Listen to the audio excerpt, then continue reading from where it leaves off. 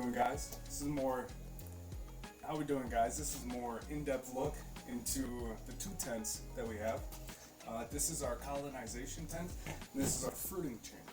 Alright, today we're going to be looking at some of these grain jars. I'm going to show you the difference. We've got some jars that are at 100%. Those are going to be inoculating tomorrow. And then we've got some that are at 80. We'll save those for a few more days. We'll show you some of the rotations, the shaking procedures. Faster colonization is always the focus here, so let's get to it.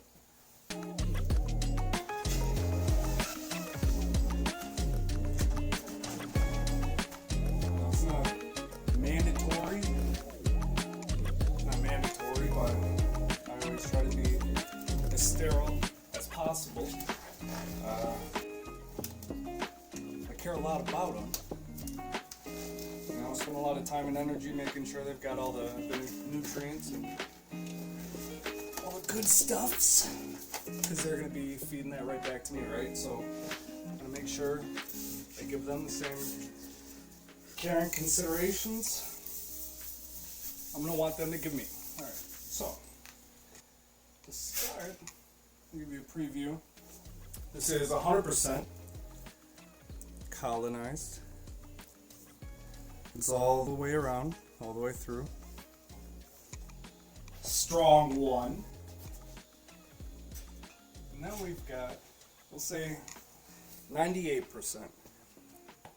We'll call that 98, only because there's a few of these bare spots. So I'm not gonna shake this one. This will be a solid 100% by the time I'm ready to inoculate. Here we've got the 80%ers, and that's pretty clear. You can see that's not all the way through. Not quite. Should get a few more of these.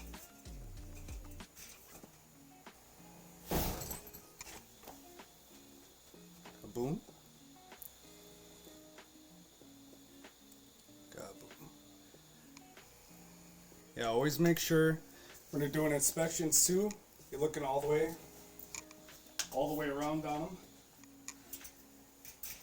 That was a lesson I had to learn. You know, you're under the impression you've got 100% colonization, and then you give it a little twist and you see the whole backside is untouched. You know, but it's some lessons you're gonna have to learn the hard way. Here we go.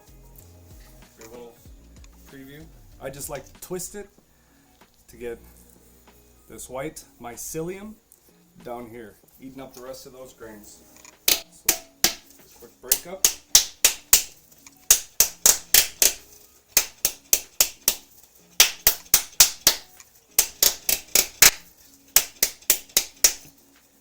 Now you can already see it's breaking up a lot of that white. Now we'll give it a bit of a twist. Try to get everything oscillating. Get it real nice and mixed in.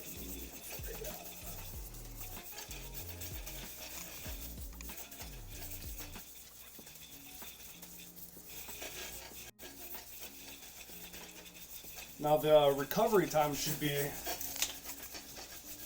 hi there, recovery time should be about 2 days.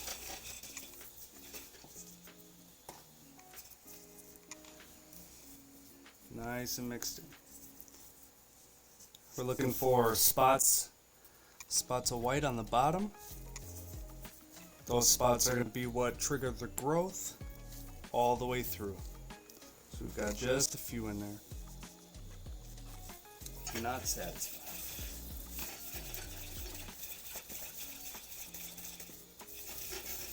Alright. Now, just going to recover nicely. Do the same.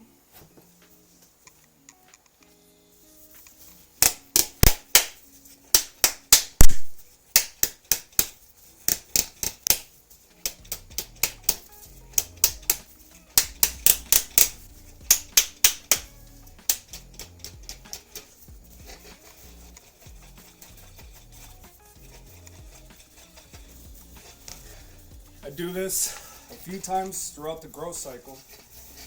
Try to make sure it grows as fast as possible. You want the least amount of time for anything to contaminate. You want it to be a strong product.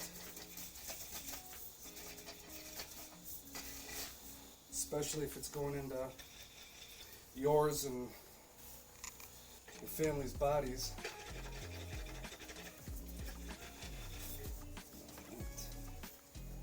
That's 2 down. Also, they're all dated and numbered.